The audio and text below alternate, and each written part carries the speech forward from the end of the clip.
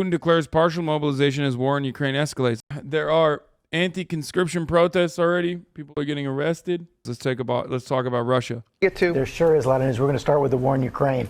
As President Biden prepares to address the United Nations General Assembly this morning, Vladimir Putin is raising the stakes. He is signaling a major escalation in the war. And overnight, Vladimir Putin addressed the Russian people for the first time since the invasion began. In a moment, our exclusive with National Security official John Kirby. But first, let's go to Tom Sufi Burridge on the scene in Ukraine. Good morning, Tom. Good morning, Michael. It's a huge moment in this war. A lot of Putin's rhetoric this morning about Russia being under threat was predictable. But the Kremlin's move to annex a large swathe of Ukraine is a major escalation. And make no mistake, Putin is making these moves because Russia's military campaign here in Ukraine is failing. This morning, in a rare TV address on the war in Ukraine, Vladimir Putin appearing to threaten a nuclear strike against the West. Saying those who are trying to blackmail us with nuclear weapons should know that the wind can turn in their direction. Putin adding, this is not a bluff. With Russia sustaining heavy losses on the battlefield, Putin also now bringing in a partial draft. His defense minister saying 300,000 men with... Not a war, by the way. We're winning, boys. We're winning. We're winning, boys. It's very good. Not a war. Strategic placement. And also winning at the same time, but not a war. But if it was a war, winning the war, but not a war. Reservist experience will be called up to fight in Ukraine, claiming less than 6,000 Russian soldiers have been killed in the war. Western officials estimating 20,000. Yeah, he's sending in 300,000 soldiers to do a peacekeeping operation. And it's actually 3,000 people that will celebrate the victory. That's why. It's actually really nice stuff that he's doing. With another 60,000 Russian troops injured. And in another major escalation, Russia also moving to declare large areas of eastern and southern Ukraine, which its troops occupy, as part of Russia. The Kremlin planning to stage referendum votes in those areas later this week. The US rejecting Russia's actions, calling the votes a sham. Putin upping the stakes as Ukrainian forces continue to retake ground. Here, Ukrainian troops marching into a village in Luhansk, showing Russia no longer has full control of that eastern region. And in the same area, incendiary shells raining down on a village recently liberated by Ukrainian forces, according to Ukraine's Ministry of Defense releasing the video. George, by moving to annex a large part of eastern and southern Ukraine, Putin is trying to signal that attacks on those territories will be seen by Moscow as attacks on Russian land. President Zelensky will address the UN General Assembly via video. You think it's saying it's not a war as a meme makes people think you're pro-US? I'm definitely... I don't think anybody thinks I'm pro-US, let's be real. I mean, the fact that I've been comparing Russia's actions to the United States of America from the jump, which of course triggered so many motherfuckers because they think the United States is good, should have shown them that I'm not pro-US nor am I pro-Russia.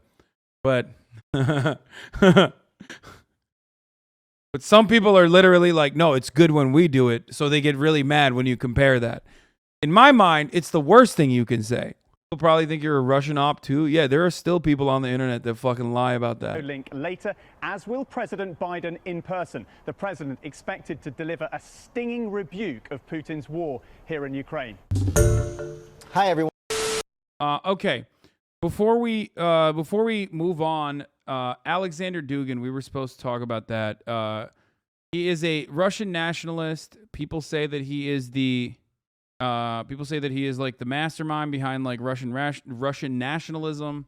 He's an ultra nationalist. He's Alexander Dugin, your mom. Okay, well, anyway, his daughter is a journalist, but also a key ally to Vladimir Putin. Now to the late. And you know, goes around, comes around.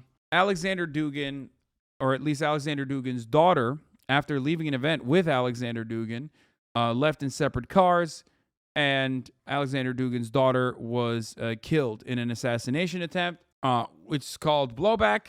That's, of course, what happens when you invade another country. If you engage in irredentist acts of violence against a neighboring state, you are going to receive blowback like this. Let's take a look at the Latest on the war in Ukraine. President Zelensky warning that Russia might try something, quote, particularly nasty this week ahead of Ukraine's Independence Day. And we're learning more about that car bomb that killed the daughter of a Putin ally. Britt Clinton is in Ukraine for us this morning. Good morning, Britt. Good morning, Michael. Yeah, new details in that suspicious car explosion near Moscow that killed the daughter of a man described as Putin's brain. Now, Russia saying the bomb was triggered remotely. This morning, video on Russian television. Bro, that's not an attempt. They don't succeeded. No, I think, well, my speculation is they wanted to kill Alexander Dugin. His daughter and himself left the event, left an event together, but in separate cars. They were at the event together. And then they got the wrong car. And shows the aftermath of an explosion, a car seen engulfed in flames. New details emerge on the suspected car bomb that killed the daughter of a key Putin ally. Also, she was not a good person either. I'm just saying that I think the main target was the father because he is known as, like, you know, Putin's closest ally and or not closest ally, but like someone that Putin looks up to. The victim, 29-year-old Daria Dugina, daughter of Alexander Dugin, an ultra-nationalist political philosopher and staunch supporter of the war in Ukraine, often referred to as Putin's brain. Russian television showing what appears to be her father standing in the debris, holding his head in shock moments after the detonation. According to Russian state media... Bro, Western media is so fucking brutal. That level of carnage is only shown if the victims are brown. Like, they'll show like a dead brown body, you know, on a river somewhere with, like, you know, a father and a daughter or whatever the fuck. You never see that for white people unless they are an enemy of the state. You know what I mean? Straight up. That is a wild thing to show. That is a wild thing to show on fucking television, dude. That's crazy. Dugina was driving home from a forum, attended with her father outside of Moscow. The vehicle belonged to Dugin. Russia now saying they were meant to leave the event together, but Daria chose to drive alone. Russian authorities claim a bomb planted under the bottom of Dugina's car on the driver's side was triggered remotely and allege Ukraine may be responsible without any evidence.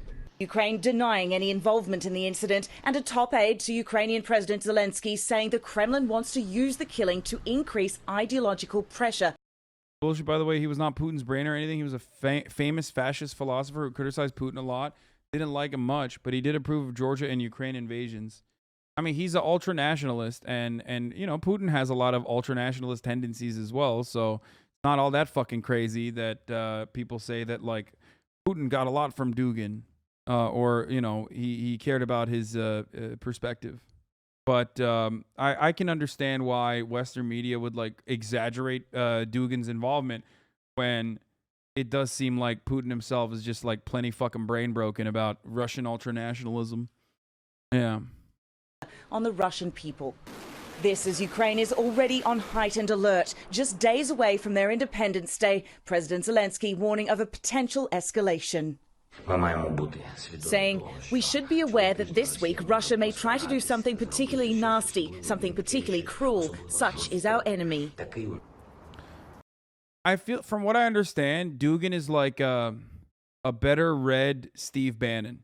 His influence is greatly overstated by people who already have, like, shared perspective on matters that they're talking about. Because, like, Steve Bannon is not, like, the key mastermind behind fucking the Trump administration's rise to power.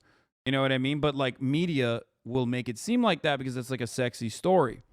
Steve Bannon himself also likes to make it seem as though that is the case because that helps Steve Bannon's personal clout. I could see an identical parallel here to someone like Dugin, which, of course, Dugin himself, from what I understand, has like a more cohesive ideology other than just, like, you know, boilerplate white supremacist movements that Steve Bannon has talked about. I guess Steve Bannon has an ideology too. His ideology is more MCU though. Like, you know what I mean?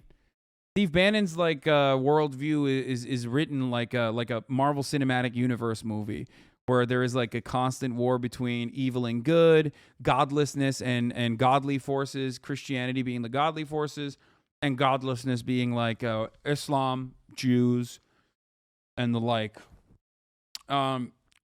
So, whereas Dugin seems to have more, I guess I can't say well-rounded, but grounded within its own worldview. It's like more coherent. Did his daughter share his views? Yes. While Wednesday marks Independence Day, it also happens to be exactly 6 months to the day since Russia invaded Ukraine. Gatherings are banned here and state employees have been told to stay away from central Kyiv as a precaution. Hi, everyone. George.